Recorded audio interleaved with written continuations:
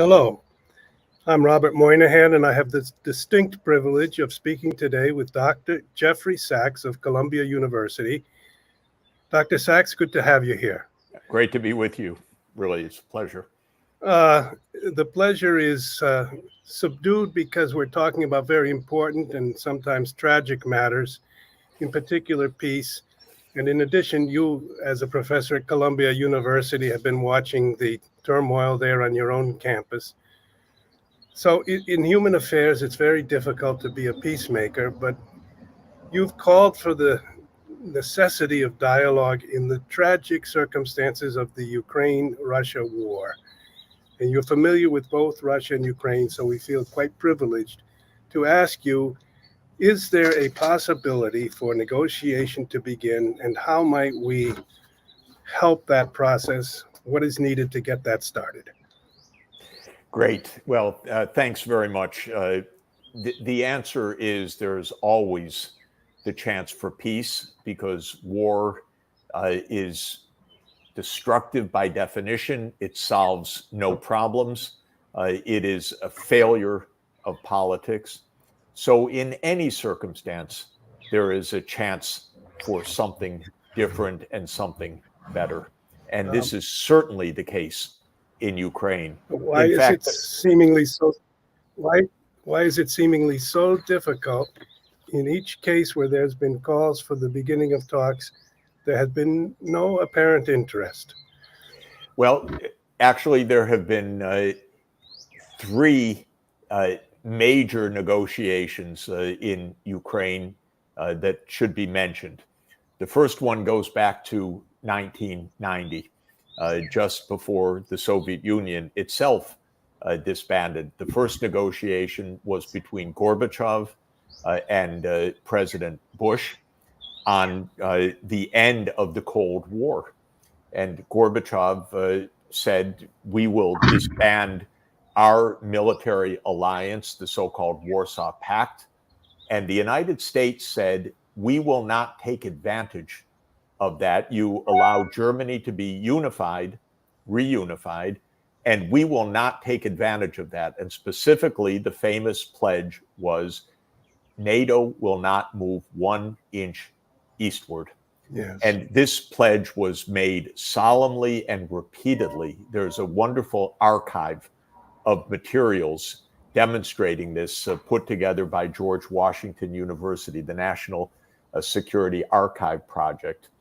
And it shows that this is the way that the Cold War ended, through negotiation. As soon as the Soviet Union dissolved in December 1991, the US reneged. But Russia was the successor state, even in law called the continuation state. What was said to the Soviet Union needed to apply to Russia. But as soon as the Soviet Union dissolved, the American strategists in the Defense Department in 1992 under Cheney and Wolfowitz and Rumsfeld started the plan for a unipolar US-led world, or sometimes called hegemony, or sometimes called full spectrum dominance. And the idea there was that NATO would enlarge at will. That's the first negotiation. Second negotiation I would mention was in 2008, the US, which had already pursued NATO enlargement repeatedly against promises. Already NATO had expanded to 10 more countries, actually, to Poland, Hungary, Czech Republic, Estonia, Latvia, Lithuania, Bulgaria, Romania, Slovakia, and Slovenia. By 2008, the US said, now we go to Ukraine. And the Russians said, no, you don't. That's our border. No, you don't. And the US said, yes, we do. And the Europeans were kind of aghast, but George W. Bush Jr. pushed it through the 2008 NATO Bucharest summit. Fast forward 2 years, Ukraine elected a president, Viktor Yanukovych, who said neutrality. We don't want to be one side or the other because we're literally geographically in between West and East. We're in the middle between Russia and NATO. We don't want to be crushed. So he said neutrality, please. The US could not accept neutrality. They participated in the violent overthrow of Yanukovych in February 2014. Second negotiation ensued, which was violence broke out after the coup. The coup itself was violent, but then a war in the Donbass broke out when the Russian ethnic provinces said, we don't want to be under a Western Ukrainian extreme nationalist group that took power by a violent coup. We want autonomy. What happened was a second negotiation called the Minsk Agreements. There was a short-lived Minsk I agreement, and then it was followed by the Minsk II agreement, which was endorsed by the UN Security Council. This was diplomacy. France and Germany said, we will be guarantors of the Minsk agreement under something called the Normandy Framework. You know what the United States said? Told the Ukrainians, you don't have to do that. We got your back. We're going to arm you. You don't need to give autonomy to the Donbass. You don't have to really apply the Minsk II, even though all these countries have said yes. And Merkel, Chancellor Merkel, said, actually in a shocking interview, very cynical, a couple of years ago, yes, we knew it was just it was just biding time. We didn't really mean it. Okay, that was the second. And in December 2021, just before Russia invaded in what it calls its special military operation, President Putin put on the table a draft security agreement between the U.S. and Russia. I called the White House to urge the U.S. government negotiate on this. Not every word is right, but the basic idea that Ukraine will be neutral is to our advantage, Ukraine's advantage, and right there in front of us for the whole world to adopt and back. I was told, no, we're not going to give Ukraine's right to join NATO. I said, you're going to go to war. Why do you want to have a war? No, we're not going to have a war. We're going to have diplomacy. I do not admire these people because I don't think their judgment is sound. What happened? The war started. 1 month into the war, Robert, Ukraine said, okay, we can be neutral.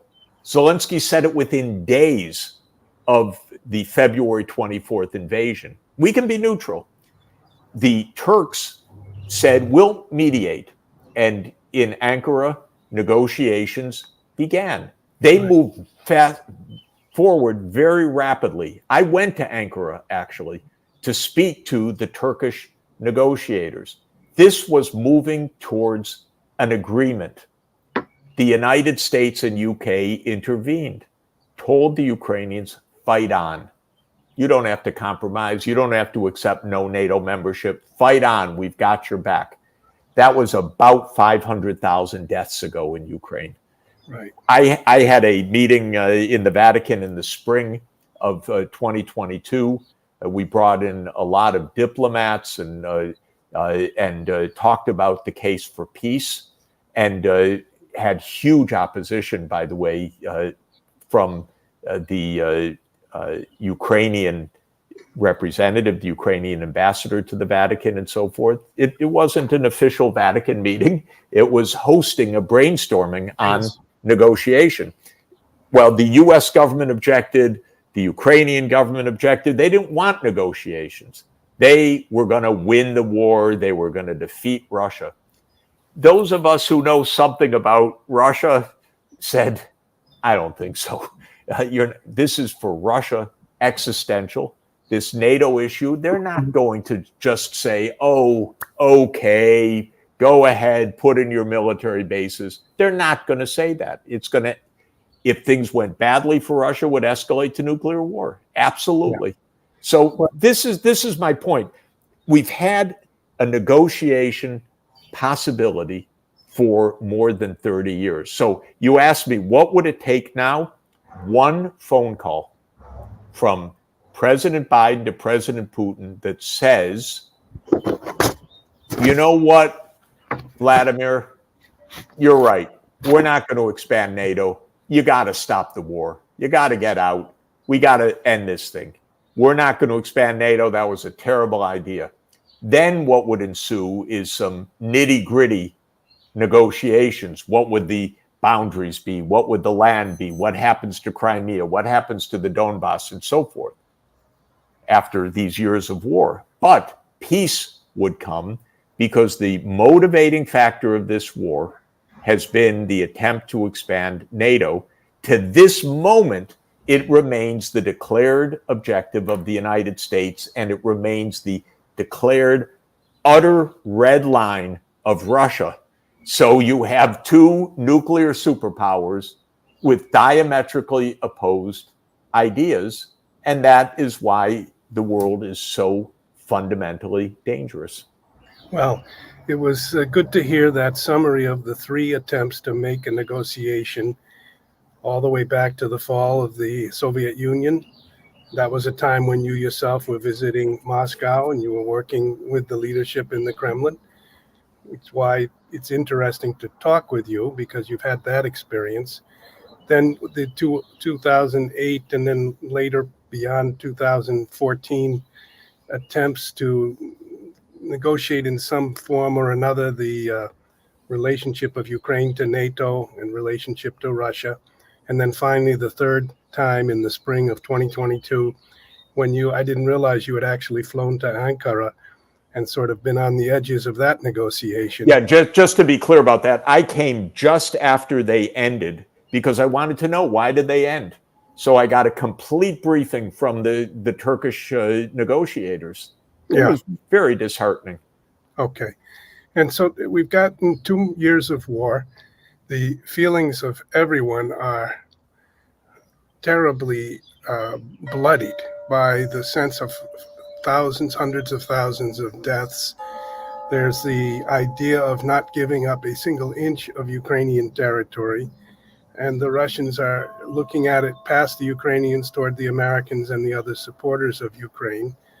So you haven't really suggested that there is a real possibility, except for a phone call from Biden, of any kind of a peace process being launched. So when you hear Pope Francis, or when Pope Francis asks his Cardinal Matteo Zuppi, who's the Archbishop of Bologna, is a member of the Sant'Egidio community, and he's traveled on behalf of the Pope to Moscow, to Washington, to Kiev, even to Beijing. Do you think this Vatican effort is a helpful one? Does there seem to you any possibility that a non-aligned church party like the Vatican or like Pope Francis could play any useful role? Of course. First, the church has a basic proposition that peace is the common good, and that the way to peace is through ethics of statecraft and through direct encounter. So the ethics of statecraft is the text of Pacem in Terris in 1963, and Pope John the 23rd issued this marvelous encyclical after the Cuban Missile Crisis that became a major spur to the partial nuclear test ban treaty reached between the US and the Soviet Union in the summer of 1963. Then I would say, in pairing with Pacem in Terris is Fratelli Tutti, because Fratelli Tutti, Pope Francis's major encyclical, is about encounter.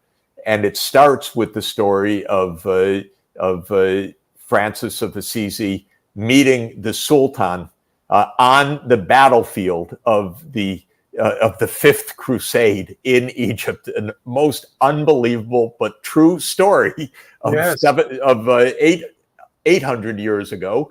That is absolutely the Pope's pastoral message, because Fratelli Tutti is really a pastoral message. It says if you want to reach an agreement with someone, meet them, have a dialogue with them, treat them on a human level. This is what I want between Putin and Biden, not this grandstanding. How can it be that from February 22nd, 2022 until today, 500,000 or so Ukrainians dead by now, there hasn't been one direct talk between Biden and Putin? That's unacceptable. Right. They need to meet. They need to talk. So this is now. Let me just mention two other points. For Russia, the core of this issue is NATO, and what Putin has wanted to hear going back to 25 years now is that NATO enlargement will stop.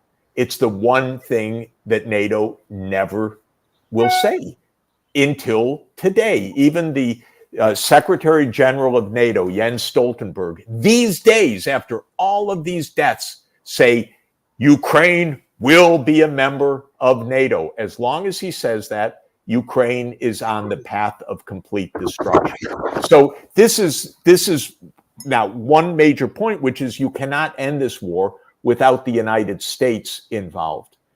I don't want to say Ukraine has no agency, because what Ukraine needs to say publicly is we will be neutral, period. That was going to end the war in March 2022.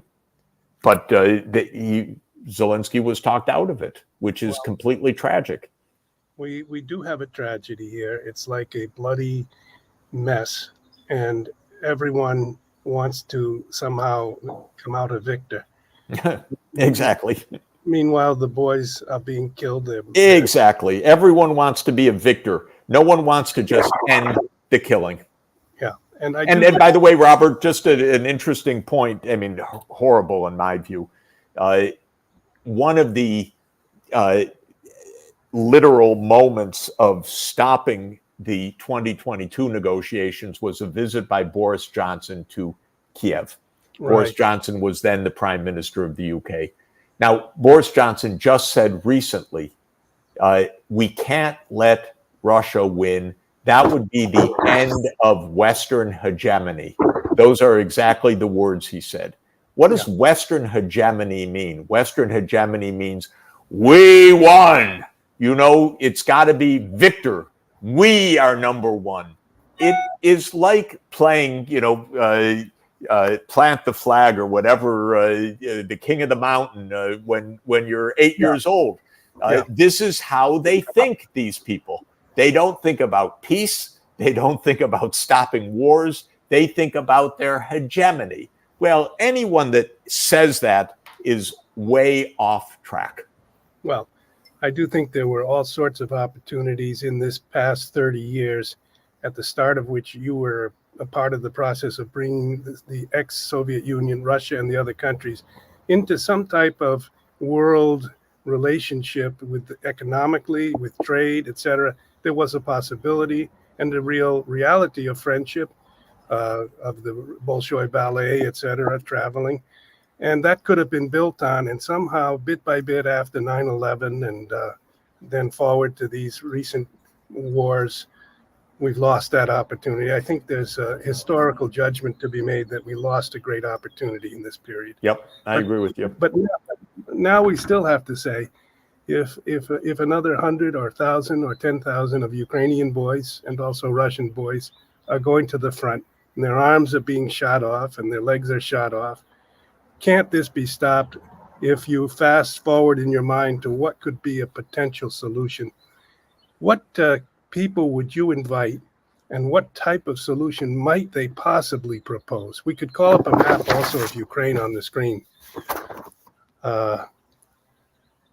Yeah. So basically, what's terrible truth about all of this is that you see Ukraine, even the word means borderland in Slavic, it means the border of Russia.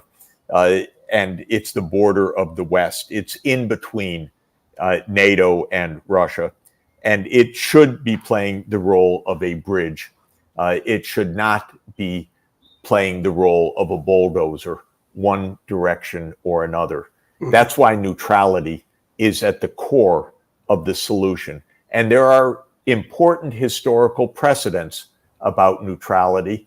My favorite is actually going back to 1955, when Austria, which of course was a part of Hitler's Reich in World War II and was occupied by the Soviet army after World War II, said that it would become a neutral country, not a NATO country. And on that basis, the Soviet Union picked up its troops and went home.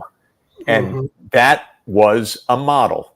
It should have been a model for ending the whole Cold War, but it remains a model until today. So the first point is Ukraine should be neutral. It should have security guarantees from the UN Security Council, from other major countries, Germany and others, but it should be neutral. That means no US bases. That means no US missiles. That means no US troops on the 2,300-kilometer border with Russia, which is what Russia is existentially afraid of. Second issue is Crimea, which we see right there on the map. Crimea has been the home of Russia's naval fleet since 1783. And the idea of the West, not quite since 1783, but since 1840, has been to deprive Russia of its Black Sea naval fleet. This was the reason why Britain and France declared war on Russia in 1853 in the Crimean War. Yes. It was the plan of Zbigniew Brzezinski in 1997 that if we can surround Russia in the Black Sea with NATO, that means Ukraine, Romania, Bulgaria, Turkey, and Georgia, then we have defeated Russia as a great power. It's the reason why you hear so much about Crimea now, retaking Crimea. This has been a fixation of Britain since 1840. So this is wrong. Russia in 2012 negotiated with neutral Ukraine that it would have a lease on its naval base to the year 2042. A lease. But then when the overthrow came, Russia took back Crimea, saying, no, we're not going to let NATO push us out of the Black Sea. We know that's what they want, and we're not going to let it happen. Well, Crimea is not going to go back. Believe me, this is a bottom line. If there's a lot of reports. We are on the 1st of May, and as we speak, and there's Putin's new term of office begins May 7th. Zelensky actually finishes a term of office on May 20th. Yep. There's been reports that there are even some small battalions of Ukrainians who have actually deserted on the front lines, as the pressure of the Russians is very strong, and the Western powers still have not given to the Ukraine the other reasons have prevented them from giving air support.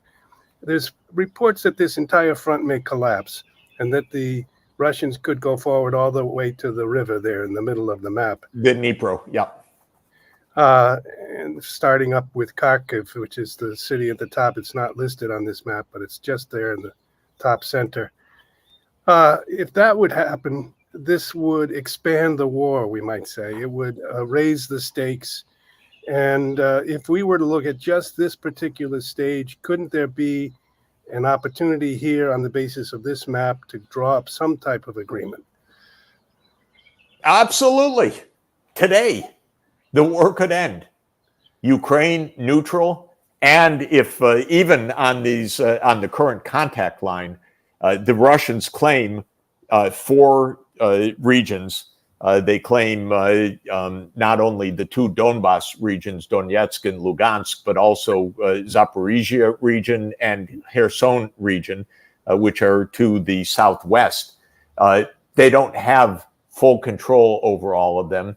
My own view is that on the basis of Ukrainian neutrality, you could set the territorial issues probably along the contact line right now.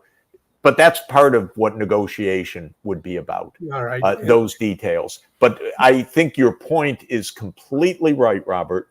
The longer this goes on, and with the U.S. claiming, just claiming still today, NATO enlargement, NATO enlargement, NATO enlargement, Russia will continue westward, and it will take large swaths of territory that it will not give back under these circumstances. So this is not in Ukraine's favor. Now, what Ukraine says, no, arm us more, air cover, no fly zones, U.S. Western troops, and so forth. Okay, there is a path to World War III also, but there is no path to defeating Russia. That's the point. This has been clear from the first day, by the way. But people don't want to talk honestly about these things. The Western side, mainly the U.S. side, has believed that it could bluff or torment Russia into defeat through sanctions, through HIMARS, through attack of missiles, through other wonder weapons. Very, very naive ideas in the West. If you were going to advise Pope Francis, would you tell him to invite certain people to come for a weekend down to the Vatican, maybe there to the Academy of Sciences, and to talk through 3 or 4 points? Would you advise that, and which people would you invite? Well, look, I think that the basic point is when Pope Francis says Ukraine should have the bravery to negotiate, he's making a very, very powerful statement, and it was very widely heard and very widely resented, I would say, by the hardliners, because the hardline idea is, no, there can't be negotiations, but the Pope exposes the fallacy of that very effectively. I think the Vatican should say we are always ready to host negotiations. We are not a party to this conflict. We are followers of Jesus's teachings that blessed are the peacemakers. We are followers of the call for making peace, and our good offices are available for peace. Now, one thing I also believe that the Pope does do and will continue to do is bring together the world religious leaders in this calling, because I think this is extremely important as well. And I believe that this is likely to happen. So, yes, I believe that the Vatican is a wonderful place to have an informal discussion about these things, to bring people together, to use the Pope's methodology of encounter, which is actually not only at the kind of conceptual level, but the Pope also has a wonderful Jesuit methodology of how you get very disparate views around the room to be heard in a way that is constructive. And I think that those methods could actually work right now, because it's true, these sides don't seem to even have the mechanics of talking to each other. And this is completely deadly. Yeah. Well, we appreciate this conversation. There are all sorts of people in Russia, Ukraine, and in the West who wish that this war could come to an end. And some of them are in the same church or the same sort of idea about humanity's future, but they can't seem to find a location where they can come together, propose something, and have a kind of peace option or peace movement emerge as a real opportunity. So the fact that you are talking about it is great.